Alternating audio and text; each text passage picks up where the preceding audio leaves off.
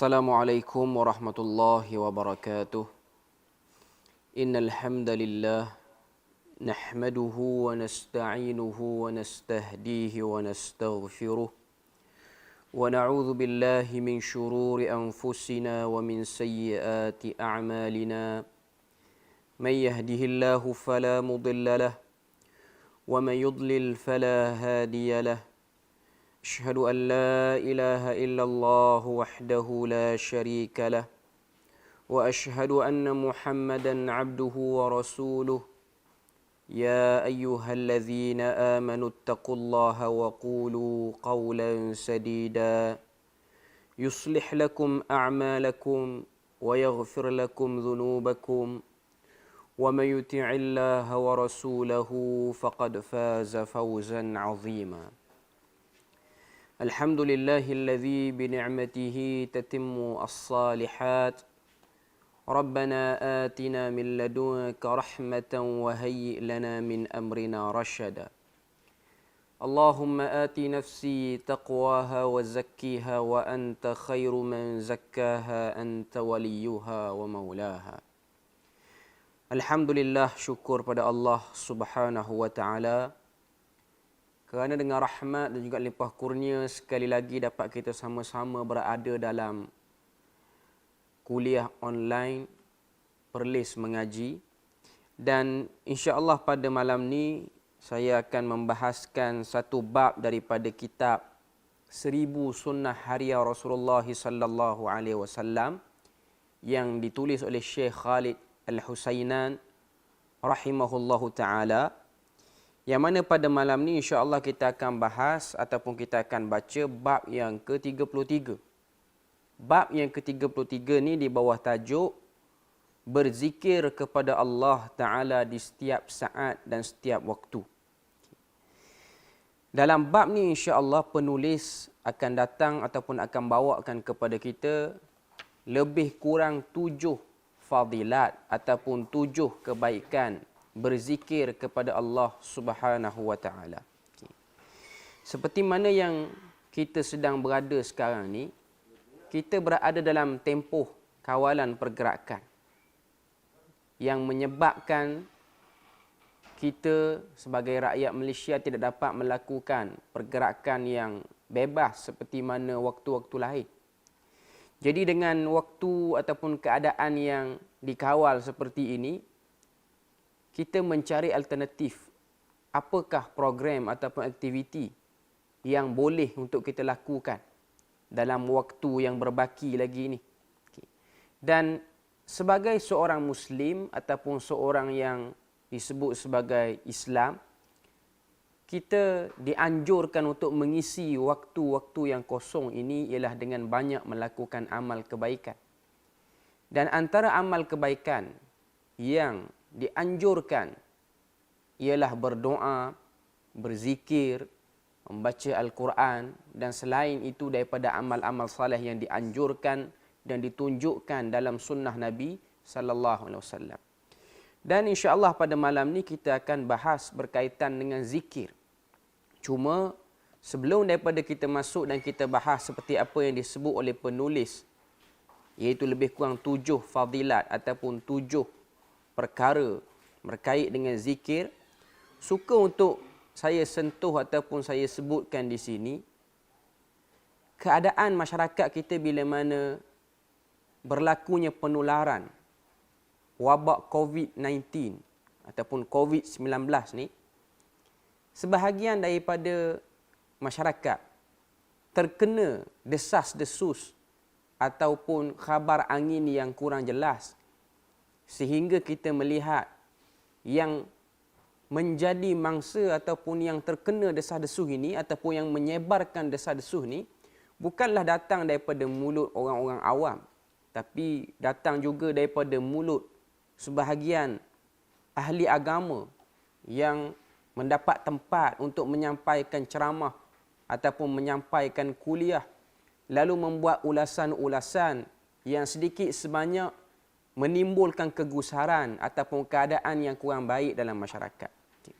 Antara yang kita lihat, kesan daripada perkara ni menyebabkan sebahagian masyarakat kita lari arah ataupun berada dalam keadaan yang tidak selesa.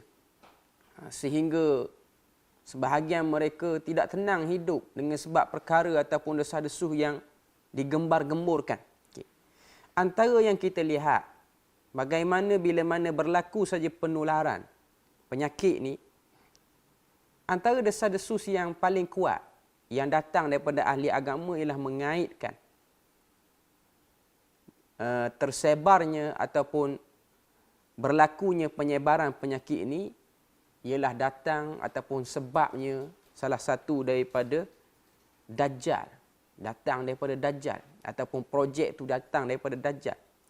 Sehingga sebahagian daripada masyarakat mempercayai sebab ia datang daripada lidah ahli agama. Sedangkan kalau kita lihat berkaitan dengan Dajjal ini, Nabi SAW memberikan hadis-hadis yang jelas dan cukup banyak. Nabi cerita kepada kita sinin mukhadda'ah, tahun-tahun yang penuh dengan fitnah sebelum berlaku ataupun datangnya Dajjal itu sendiri. Tapi kerana masyarakat itu sendiri tidak ada ilmu pengetahuan yang cukup untuk mendepani situasi-situasi yang gentir ataupun tegang, sebahagian mereka terperdaya dengan kata-kata ataupun maklumat yang kurang masak seperti ini. Jadi kita lihat apa panduan ataupun apa yang disebut oleh Al-Quran ataupun apa yang disebutkan oleh sunnah berkaitan dengan perkara ini. Pertama sekali kita lihat firman Allah Subhanahu wa taala. Allah Subhanahu wa taala sebut dalam surah Al-Muddathir, kullu nafsin bima kasabat rahinah. Tiap-tiap diri itu bertanggungjawab atas apa yang telah diperbuatnya. Jadi bila mana berlaku keadaan seperti ini, untuk kita sebut ataupun untuk kita hubung kaitkan apa yang berlaku dengan apa yang ada dalam nas, kita perlu pendetailan dan perlu garis panduan yang jelas. Tidak semudah kita membaca nas umum lalu kita kaitkan dengan isu semasa, lalu perkaitan ataupun apa yang kita sebut tu menimbulkan keadaan yang panik ataupun keadaan yang tidak selamat, gusar dalam hati sebahagian masyarakat. Jadi berkaitan dengan penularan wabak ni, ada yang mengaitkan ianya adalah konspirasi daripada Yahudi, konspirasi daripada negara-negara besar, kuasa besar dunia, tujuannya untuk menjatuhkan negara-negara lain, lalu digunakan kaedah ini sebagai salah satu daripada kaedah perang. Ini semua benda yang kekal konspirasi. Konspirasi kekal konspirasi. Tapi walau macam mana pun, andai kata benda tu benar ataupun benda tu betul, kita sebagai orang Islam, kita kena lihat apakah manfaat ataupun sesuatu yang baik kita boleh ambil daripada keadaan seperti ini. Berbalik kepada isu tadi, iaitu kaitan penularan wabak ini ialah dengan Dajjal. Tambah pula hari ini, kita tengok adanya keratan video yang disebarkan ataupun yang digembar-gemburkan. Dikatakan kerajaan Arab Saudi akan menangguhkan urusan haji pada tahun ini. Bukan menangguhkan tapi akan menangguhkan. Mungkin akan menangguhkan. Tiba-tiba keluarlah konspirasi. Keluarlah profesor serba tahu dengan jumlah yang begitu ramai sekali. Lalu membuat cerita-cerita dan bermacam-macam andaian dan cuba nak kaitkan dengan hadis akhir zaman. Tapi kalau kita lihat dalam hadis yang diriwayatkan oleh Imam Muslim, Nabi SAW sebut kepada kita tentang keadaan sebelum keluarnya Dajjal. Nabi kata, yakunu fi akhiriz zaman dajjalun kazzabun. Akan muncul pada akhir zaman. Nabi sebut Dajjal dan penipu-penipu. Ya'tunakum minal ahadisi bima lam tasma'u antum wala aba'ukum. Yang mana Dajjal dan penipu-penipu tersebut akan sampaikan kepada kamu berita-berita yang belum pernah kamu dengar sebelum ini. Bukan setakat kamu saja tak pernah dengar berita ni, wala aba'ukum, bahkan ayah-ayah kamu, datuk nenek kamu pun tak pernah dengar. Fa iyyakum wa iyyahum, maka jauhikanlah ataupun jauhkanlah diri kamu daripada mereka. La yudallunakum wa la yaftinunakum, supaya mereka tidak menyesatkan kamu ataupun mereka tidak memfitnah kamu. Ini hadis yang diriwayatkan oleh Al-Imam Muslim. Nabi beritahu kepada kita tentang kewujudan ataupun kedatangan Dajjalun Kazzabun. Dajjal-dajjal. Penipu-penipu. Kalau kita tengok Nabi guna perkataan jamak, nak sebut dan nak tunjuk pada kita Dajjal itu banyak. Maknanya nak beritahu pada kita kerja yang seperti kerja Dajjal, iaitu menipu. Sebahagian daripada ahli agama yang duk cerita kata benda ni, wabak ni datang daripada konspirasi Dajjal, dalam masa yang sama dia telah memberi tafsiran kurang masak. Dalam masa yang sama dia telah memasukkan diri di dalam kumpulan Dajjal tu sendiri. Iaitu kumpulan yang cepat sangat buat penafsiran tanpa melihat kepada aspek-aspek lain. Sebab tu kalau kita tengok Al-Imam Ahmad bin Hanbal, dia pernah sebut, Al-Imam Ahmad pernah sebut, dia kata, "Thalathatun laysa laha aslun at-tafsir wal malahim wal maghazi." 3 perkara yang dibicarakan tanpa mempunyai sumber asal yang baik, iaitu tafsir, peperangan akhir zaman dan juga sejarah di zaman Nabi. 3 perkara ni, at-tafsir wal malahim wal maghazi, untuk kita cerita dan kita nak kait dengan keadaan isu semasa, dia agak sukar. Sebab dia berkait dengan satu benda yang gaib. Terutamanya bab berkenaan dengan al-malahim, kekacauan. Kita nak hubungkan benda yang berlaku tu dengan apa yang disebut dalam nas. Bukan senang. Bahkan kita menyaksikan dalam siri ulasan para ilmuwan, ada sebahagian mereka terpleset ataupun tersilap dalam mengeluarkan tafsiran. Tapi walau macam mana pun, sebagai seorang Muslim, kita cuba jaga diri kita supaya tak jadi orang yang cepat mengeluarkan ataupun menyebarkan perkara seperti ini. Jadi sebahagian orang duk sibuk bila mana duk dengar katanya haji akan ditangguhkan. Okey, inilah petanda kepada akhir zaman, gerbang kepada akhir zaman ataupun gerbang kepada kiamat. Masjid-masjid tidak lagi dipenuhi orang, salat jemaah, salat Jumaat pun tidak berlaku. Lalu mereka pun mengatakan ini adalah tanda-tanda akhir zaman yang menyebabkan akan keluarnya Dajjal. Sedangkan kalau kita lihat dalam hadis yang diriwayatkan oleh Al-Imam Ibn Khuzaimah, Nabi cerita pada kita, ini hadis yang sahih, Nabi cerita pada kita, sebelum Dajjal ni nak keluar, sebelum Dajjal ni dia nak keluar, ada tanda-tanda yang dekat yang kita kena jelas tengok. Iaitu Nabi sebut, fatahbisu mataruha kulluhu thalatha sinin. Kata Nabi, dunia akan mengalami kemarau panjang selama 3 tahun sebelum keluarnya Dajjal. Kemarau panjang selama 3 tahun. Jadi kita kata, yang duk kait kata wabak ni menyebabkan Dajjal dah nak keluar, tertolak sebab hari ni hujan. Perlis duk hujan. Melaka duk hujan, Taiping duk hujan, habis negeri duk hujan. Dalam hadis Nabi kata Dajjal kalau nak keluar 3 tahun tak hujan. Sekarang ni hari ni duk hujan. Okay. Jadi kita kata benda ni sangat-sangat tertolak sama sekali. Sangat-sangat tertolak. Dan berkait dengan Dajjal ni kalau kita tengok dalam hadis, Nabi cerita satu persatu. Dan antara sahabat yang dikatakan pernah jumpa Dajjal, iaitu Tamim Ad-Dari, bila mana dia cerita pada Nabi SAW tentang pengalaman dia terdampar di sebuah pulau sehingga dia bertemu dengan makhluk nama dia Jassasah. Dan Jassasah tu bawa dia ke satu tempat. Dalam tempat tu ataupun dalam gua tu ada seorang lelaki yang tangan dan kaki dia terpasung, maka lelaki tu Dajjal. Lelaki tu tanya beberapa soalan. Hadis tu kita biasa dengar. Okay. Cuma nak beritahu pada kita, Nabi tu minta Tamim Ad-Dari cerita balik kepada sahabat-sahabat apa yang kamu lihat di pulau tu. Dan Nabi pun sebut, Dajjal ni terikat di pulau sekian-sekian. Okay. Cuma saya nak sebut sini, bila mana Nabi duk cerita depan sahabat tu, Nabi duk cerita. Dajjal ni dia duduk di pulau sekian. Tangan dia terpasung, kaki dia terpasung, maknanya diikat. Sampai satu masa dia akan keluar.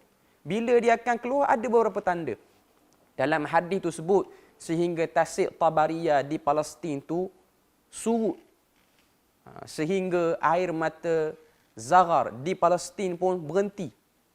Sehingga kurma-kurma yang ada di kebun Baisan tidak lagi mengeluarkan buah. Lepas pada tu akan keluarnya Dajjal. Okay. Sahabat Nabi yang besar-besar, yang hebat-hebat tu duk dengar cerita Nabi depan Nabi.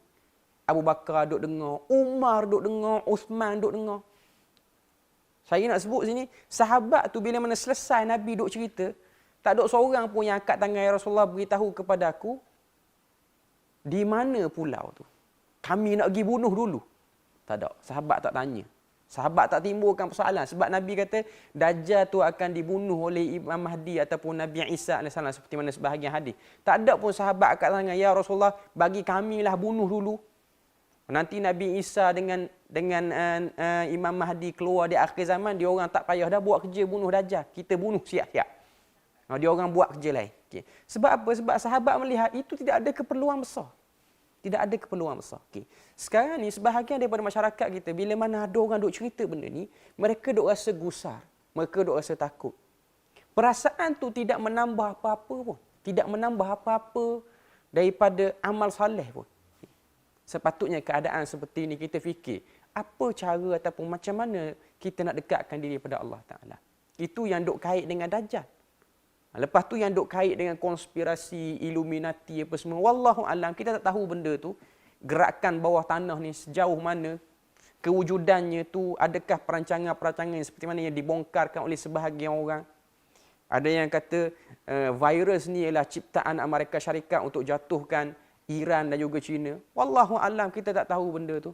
Tapi yang kalau kita lihat hari ni, Amerika Syarikat tu sendiri yang dikatakan buat virus tu, mereka sendiri sekarang ni menghadapi kes positif lebih kurang 28,000. Banyak pada Malaysia ni. Okay. Dan Israel sendiri pun nak dekat dengan 1,000 kes.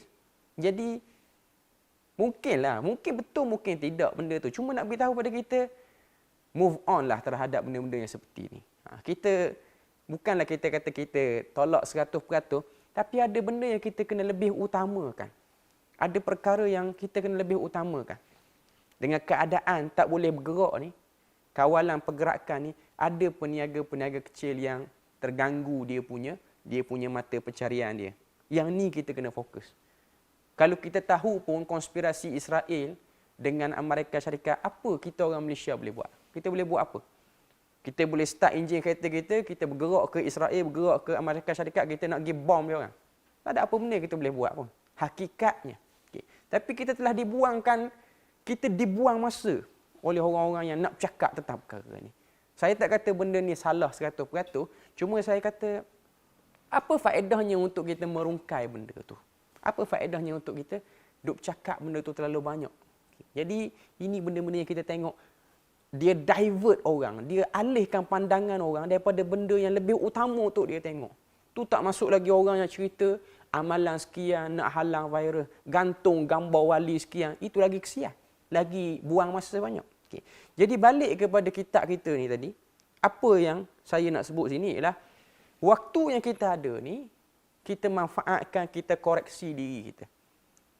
Kita berdoa, kita baca Quran, kita minta perlindungan daripada Allah Subhanahu Wa Taala. Dan kita tak terpedayalah dengan orang-orang yang cuba nak sebarkan ataupun nak hubung kaitkan benda ni dengan isu-isu yang masih belum jelas. Sebab tu saya nasihatkan kepada pendengar, kalau boleh usaha baca satu buku yang ditulis oleh Dr. Yusuf Al-Qaradawi. Syekh Dr. Yusuf Al-Qaradawi, dia ada tulis satu buku dia nama Al-Mubashirat fil Intisar al-Islam. Berita-berita gembira untuk memenangkan orang Islam. Buku ni kecil, nipis je. Tapi buku ni dia hidangkan kepada kita hadis-hadis tentang, orang kata apa, nak beri semangat. Ataupun jangan terpedaya dengan orang duk kata hari kiamat dekat. Betul lah kiamat tu dekat. Kewafatan Nabi tu dah tanda kiamat dah pun. Okay. Cuma nak beritahu kepada kita, buku tu dia macam nak mengangkat orang kita daripada terlena dengan cerita-cerita dan konspirasi yang hebat ni. Sebab tu kalau tengok dia bawa dalam buku tu Al-Mubashirah, hadis pertama dia bawa cerita pada kita, dia datangkan, dia kongsi, Dr. Qaradawi dia kongsi pada kita hadis apa? Hadis dia kata tidak akan berlaku kiamat sehingga seluruh pelusuk muka bumi ini diislamkan. Jadi kita tengok, di dunia ini banyak mana negara Islam, banyak mana negara bukan Islam. 7 bilion penduduk bumi ni, baru 2 bilion yang Islam. Maknanya, bukanlah kita nak kata kiamat tu lambat lagi, kita pun steady, duduk relax, tak payah buat apa-apa. Bukan nak beritahu macam tu juga. Cuma nak beritahu pada kita, please lihat ataupun tolong tengok dekat mana benda yang lebih utama untuk kamu beri perhatian. sepatutnya. Jangan kita terpedaya, terbuang masa kerana mendengar konspirasi-konspirasi, tafsiran-tafsiran, takwil-takwil yang kurang masak sehingga sebahagian kita jadi lost, hilang semangat. Ini orang yang negatif. Kalau orang yang positif dengar, lagi lemah semangat dengar. Dia dengar cerita orang kata COVID-19 ni kaitan Dajjal. Dia tu positif lah. Lagi lemah semangat. Maknanya dia jadi mangsa lah. Okay. Jadi ini benda-benda yang kita boleh tengok. Buang masa banyak. Bukanlah saya kata dia tidak ada manfaat. Dia mungkin kita akan lihat betul ataupun tidak. Nas-nas berkaitan dengan hadiah ke zaman cukup banyak. Okay. Cuma nak kait, dia perlukan guideline yang ataupun garis panduan yang sangat-sangat ketat oleh para ulama. Tidak semudah itu. Okay. Jadi kita tengok berkaitan dengan fadilat berzikir. Kita isi masa kita yang ada ni. Masa kita bila mana duduk dalam keadaan berkawal tak boleh bergerak bebas sangat ni, isi waktu untuk zikir. Dan malam ni kita nak cerita apa kelebihan duk berzikir ni. Dalam bab yang ke-33 dalam kitab 1000 Amalan Sunnah karangan Syekh Khalid Husainan ni, dia nak cerita pada kita 7 kelebihan zikir. Tujuan ceritanya dia semangat nak berzikir. Jadi nampak zikir tu bukan benda yang enteng. Sebelum ni dalam slot-slot yang saya sampaikan di dalam ruangan perlis mengaji ni, kita duk cerita tentang doa ketika bala, keutamaan doa bagi siapa yang ikutlah. Okay. Dan hari ni kita nak cerita bab zikir pula. Doa juga. Zikir pun kena ada. Okay. Yang pertama, kata penulis, zikir merupakan asas ibadah kepada Allah Azza wa Jalla. Zikir tu ialah asas ibadah kepada Allah. Sebab apa?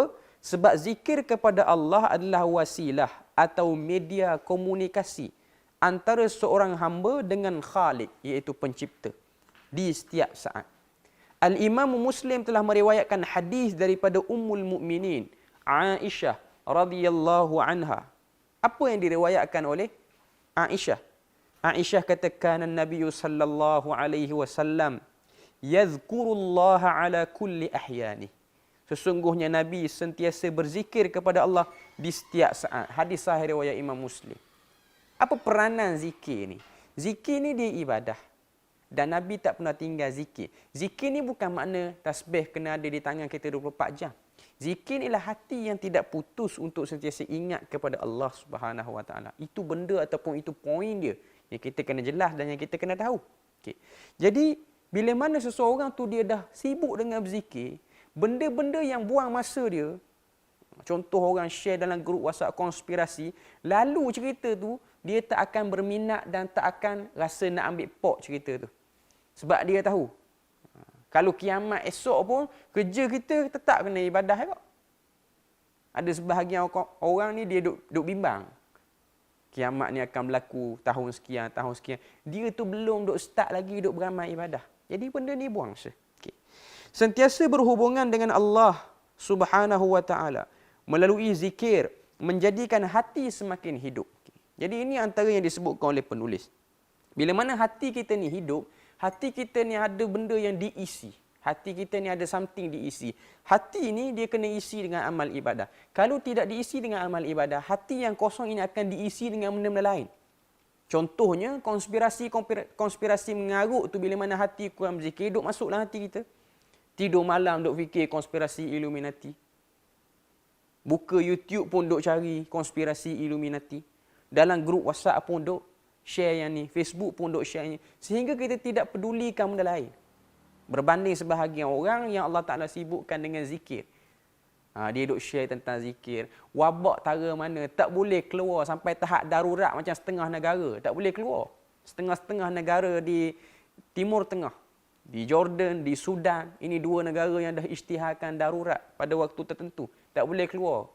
Kerajaan dah hantar makanan ke rumah. Okay. Apa yang dia orang buat? Dia orang tetap juga nak sibuk tentang berzikir. Okay. Sentiasa berzikir kepada Allah Subhanahu Wa Taala, selalu mendekatkan diri kepada Allah Azza wa Jalla dengan berzikir membawa kemenangan dan keredaan. Dan sebaliknya, menjauhkan daripada Allah Subhanahu Wa Taala dengan tidak berzikir kepadanya membawa kerugian dan kesesatan. Itu poin pertama. Mana nak beritahu kepada kita zikir ni asas ibadah. Yang kedua, zikir kepada Allah Subhanahu Wa Taala adalah pembeza antara seorang mukmin dengan seorang munafik. Dalam Al-Quran Allah Ta'ala sebut ayat yang ke-42 surah An-Nisa. Innal munafiqin yukhadi'una Allah wa huwa khadi'uhum. Wa idza qamu ila as-salah qamu kusala. Yura'una an-nas wa la yadhkuruna Allah illa qalila. Sesungguhnya orang munafik itu hendak menipu Allah, tetapi Allah lah yang telah merancang. Terjemahan menipu ni agak kurang, orang kata apa? Kurang tepat. Khada'ah ataupun al-khida'ah maksudnya membuat rencana jahat. Sesungguhnya orang munafik itu ingin merencanakan sesuatu yang tak baik. Dan Allah Ta'ala akan mematahkan rencana jahat tu. Wa idza qamu ila salah, bila mana orang munafik ni dia orang nak berdiri untuk salat, qamu kusala, mereka berdiri dengan gaya orang malas. Yura'unan nas, mereka datang salat tujuan nak tunjuk pada orang, nak riak depan mata orang. Wala yadhkurunallaha illa qalila, dan mereka ni tidak mengingati Allah kecuali sedikit sahaja. Maknanya nak beritahu pada kita, orang banyak berzikir, jauhlah dia pada munafik. Kurang berzikir, dekatlah dia pada munafik. Ini kena dengar bagi jelas. Okay. Maknanya nak beritahu pada kita, yang kurang berzikir dekat pada munafik, bukan dah jadi munafik. Dekat, berpotensi besar ke arah kemunafikan. Itu yang kedua. Yang ketiga, dijauhkan daripada tipu daya syaitan. Syaitan tidak mampu menggoda seorang hamba melainkan jika hamba tersebut lalai daripada zikir kepada Allah Subhanahu wa taala. Zikir merupakan suatu benteng kukuh yang melindungi seorang hamba dari tipu daya syaitan. Kerananya syaitan sangat senang jika seorang hamba lalai dari zikir kepada Allah. Okay, jadi nak beritahu pada kita, zikir ni benteng supaya tak kena tipu daya syaitan. Diriwayatkan daripada sahabat Al-Harith Al-Ash'ari radhiyallahu anhu, ia berkata, Rasulullah sallallahu alaihi wasallam pernah bersabda, sungguh Allah Azza wa Jalla telah memerintahkan kepada Yahya bin Zakaria dengan kalimah supaya ia mengamalkannya dan supaya ia memerintahkan Bani Israel untuk mengamalkannya.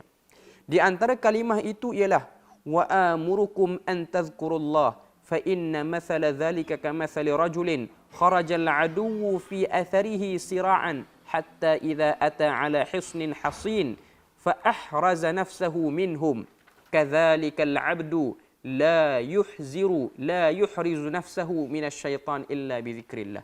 Okay. Hadis yang diriwayatkan oleh At-Tirmizi. Okay. Kata Nabi sallallahu alaihi wasallam, Rasulullah kata Allah Taala pernah perintah kepada Yahya bin Zakaria, iaitu Nabi Yahya, dengan 5 kalimah, iaitu 5 perintahlah. Okay.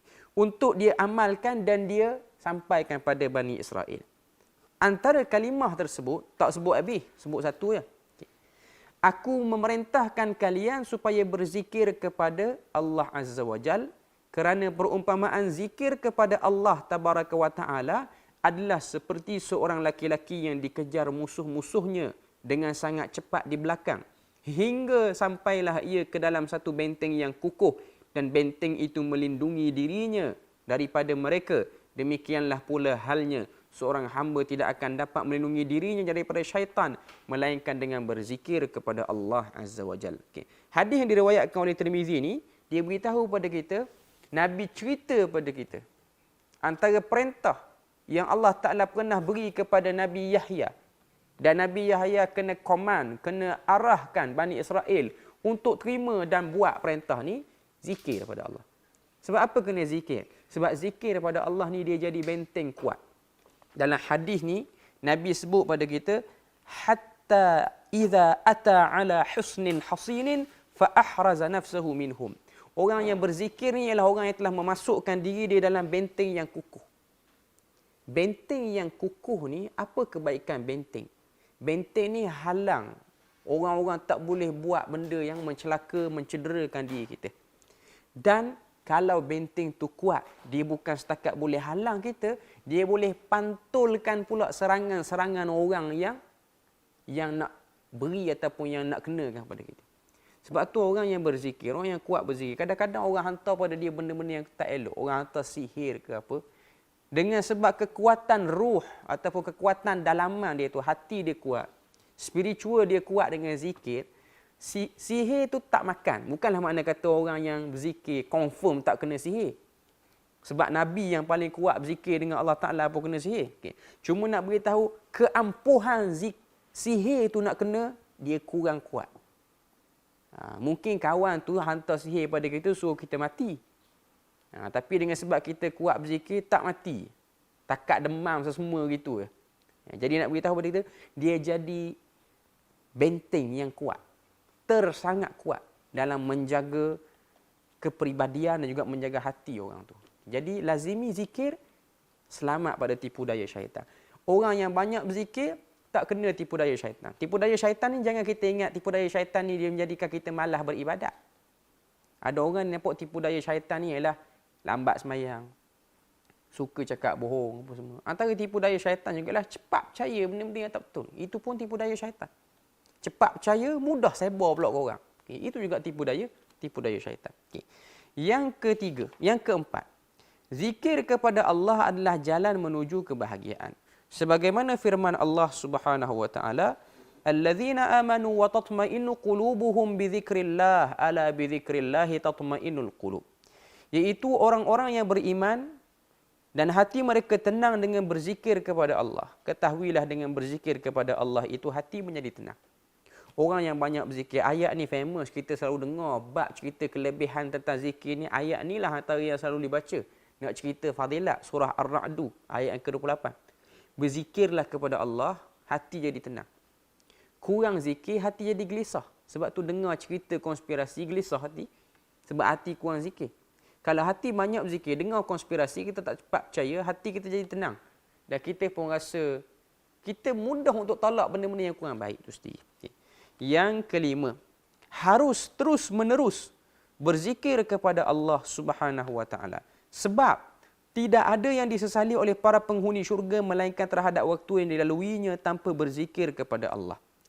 Terus menerus berzikir kepada Allah Azza wa Jal menandakan adanya konsisten hubungan dengan Allah Azza wa Jal. Imam An-Nawawi mengatakan, para ulama telah sepakat bahawa zikir dengan hati dan lisan dibolehkan bagi orang yang berhadas, junub, wanita yang haid dan nifas ataupun nifas.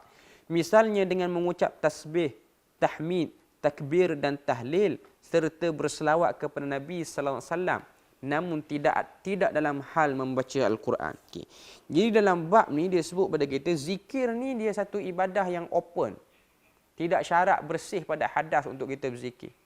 Bahkan para ulama sebut perempuan yang haid, yang nifas, yang berjunub, berhadas, mana-mana orang yang duduk dalam keadaan kurang bersih ni masih lagi boleh berzikir. Umumnya boleh berzikir. Yang jadi khilaf ataupun yang jadi perbahasan sikit ialah bab baca Quran. Boleh tak orang berjunub baca Quran? Orang haid baca Quran, orang nifas baca Quran? Itu ada perbahasan lain. Kita malam ni bukan nak bahas hukum fiqh tu.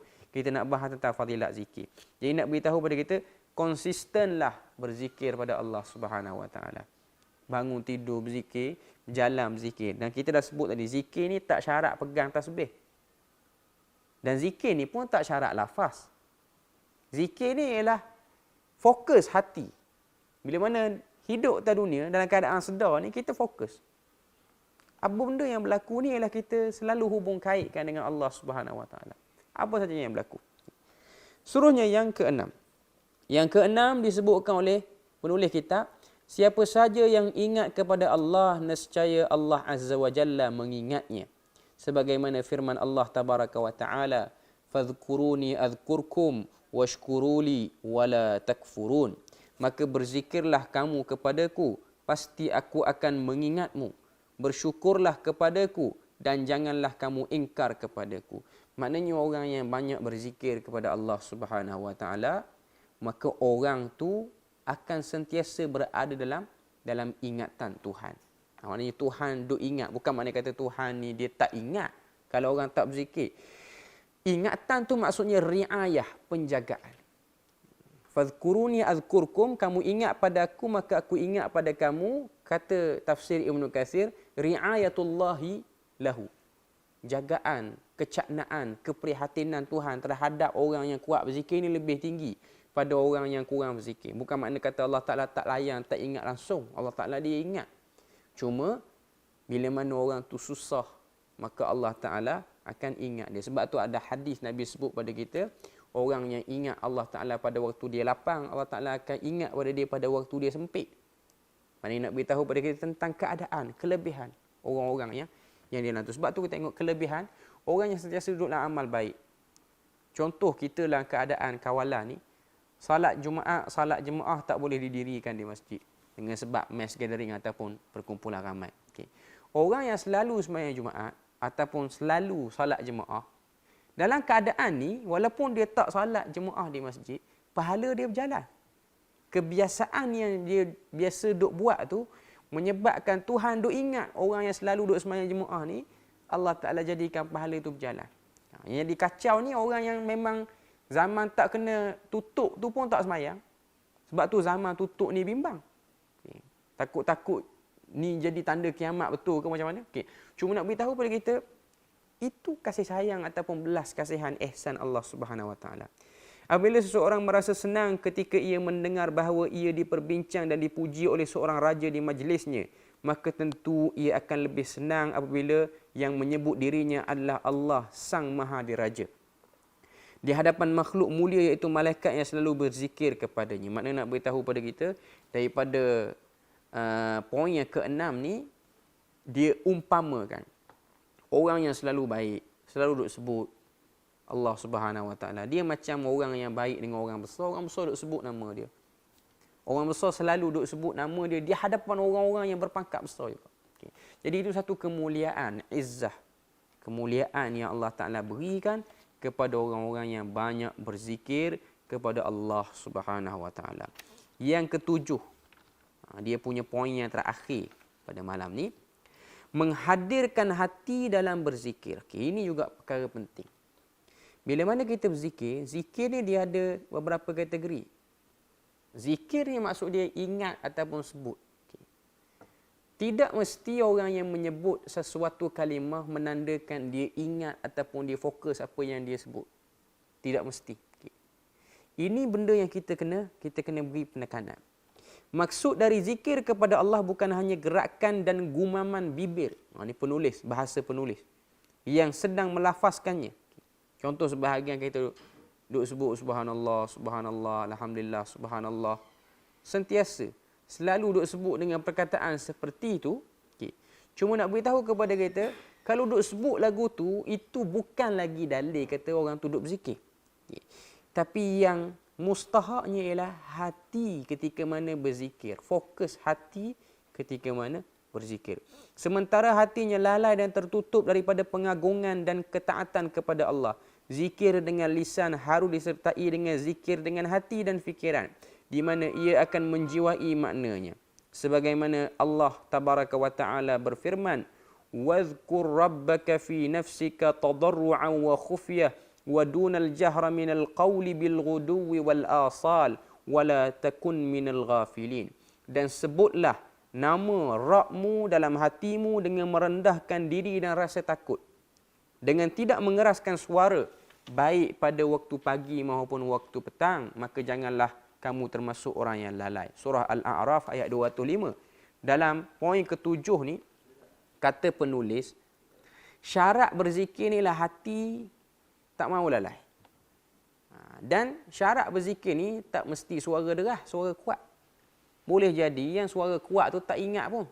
Duk ingat ke lauk nasi apa semua lepas selesai berzikir ni ada majlis jamuan makan apa. Cuma nak beritahu pada kita, itu bukan syarat. Itu bukan kemestian. Sesuatu yang perlu dan pasti. Cuma nak beritahu pada kita sini, syarat berzikir ni ada dua. Tadarru'an wa khufyah. Surah Al-A'raf ayat yang ke-25 ni Allah Ta'ala sebut pada kita kaedah zikir, tadarru', rendah diri. Bila mana kita berzikir ni kita rendah diri. Khufyah, dan suara perlahan. Maksudnya itu tanda orang yang fokus ataupun orang yang ada ikatan, lafaz dan juga gerakan lidah dia itu ada ikatan dengan hati dia. Jadi nak beritahu kepada kita, zikir itu mesti ada perasaan yang hidup bila mana kita berzikir. Bila mana kita sebut astaghfirullah, subhanallah, alhamdulillah, perasaan-perasaan tu diikuti sekali. Bukan makna kata bila mana kita duduk berzikir tu kita duduk ingat benda lain. Maka benda tu tidak beri apa-apa kelebihan. Bahkan zikir tu tak akan beri kesan yang baik Bahkan zikir tu hanya menjadikan kita seperti mana yang Quran sebut amilatun nasibah. Buat amal tapi letih. Tasla naran hamiyah. Dimasukkan ke dalam api neraka yang menjulang-julang. Tusqa min ainin aniyah. Maka duk minum daripada air yang panas. Maknanya nak beritahu kepada kita, buat amal tapi letih ni rugi. Dahlah badan letih, duk berasa macam duk buat amal, tapi sebenarnya tidak beramal. Jadi itu 7 fadilat zikir ataupun 7 orang kata apa keutamaan dalam zikir. Yang pertama yang disebutkan oleh penulis, zikir asas ibadah. Kena tahu zikir ni pun a'zamul a'mal, amal yang besar. Yang kedua, zikir itu akan menyebabkan kita beza ataupun jauh daripada sifat munafik. Yang ketiga, zikir menyelamatkan kita daripada konspirasi syaitan, tipu daya syaitan. Yang keempat, zikir itu penunjuk kepada ketenteraman hati ataupun kebahagiaan hidup. Yang kelima, terus menerus berzikir. Jangan zikir sekali 4 tahun tinggal berzikir, baru zikir pula. Tak ada apa kesan. Okay. Yang keenam, orang yang berzikir pada Allah Ta'ala akan jaga dia. Yang ketujuh, ihdarul qalb, menghadirkan hati bila mana berzikir. Seterusnya saya nak tambah sebagai yang terakhir pada malam ni. Dalam zikir ni kita kena tahu, zikir ni ialah satu benda yang disebut sebagai ibadah. Dan ibadah ni dia ada kaifiat. Dia ada ibadah muaqqatah dan dia ada ibadah yang umum. Ibadah muaqqatah ni maksudnya ibadah yang terikat dengan waktu. Macam salat 5 waktu semua. Okay. Dan zikir ni dia ada dua-dua. Ada zikir yang Nabi ajar suruh kita baca waktu tertentu. Ada zikir yang Nabi ajar umum baca. Antara zikir yang umum Nabi kata kalimatan habibatan ila rahman khafifatan ala lisan thaqilatan fil mizan.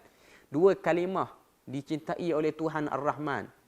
Berat di timbangan, ringan di mulut. Subhanallah wa bihamdihi subhanallahil azim. Nabi tak sebut suruh baca bila? Baca banyak kali. Tak ada masalah. Okay. Tapi ada zikir-zikir yang Nabi suruh baca pagi saja, petang saja, ataupun pagi petang, ataupun malam. Yang ini kita boleh tengok dalam banyak tulisan, antaranya Al-Azkar karangan Al-Imam An-Nawawi. Cuma nak beritahu pada kita, zikir ni jangan duk buat cemekak ataupun jangan duk buat ambil mudah. Zikir ni dia ada aturan dia. Jangan pantang dengar bunyi Arab kira nak buat zikir. Jangan. Maknanya kita kena ada ilmu juga untuk kenal zikir-zikir yang Al-Azkar Al-Waridah. Zikir-zikir yang warid daripada Nabi. Supaya kita ni tak jadi orang yang tersilap duk sangka zikir. Kan jadi macam keadaan, dalam keadaan tempoh kawalan ni, nak bendung COVID, nak bendung virus, pergi baca ratib, tak apa ke ratib tak tahulah, duk sangka benda tu boleh jauhkan diri kita daripada benda tu, padahal ratib tu tak pakai sikit pun. Okay. Jadi nak beritahu kepada kita, itu juga benda kita kena titik beratkan. Bila mana kita nak berzikir, saringlah zikir yang kita nak amalkan. Dan pastikan zikir itu datang daripada petunjuk Nabi. Bukan hanya datang daripada petunjuk orang-orang yang besar ataupun orang-orang yang kita sangka hebat. Tapi zikir itu mestilah warid pada Nabi. Lalu kita jadikan dia sebagai amalan. Dan kita harap daripada zikir itu Allah Ta'ala beri kepada kita ni kebaikan yang banyak.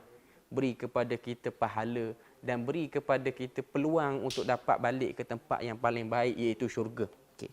Jadi setakat tu sajalah kita punya perkongsian dan perbahasan pada malam ni berkaitan dengan zikir.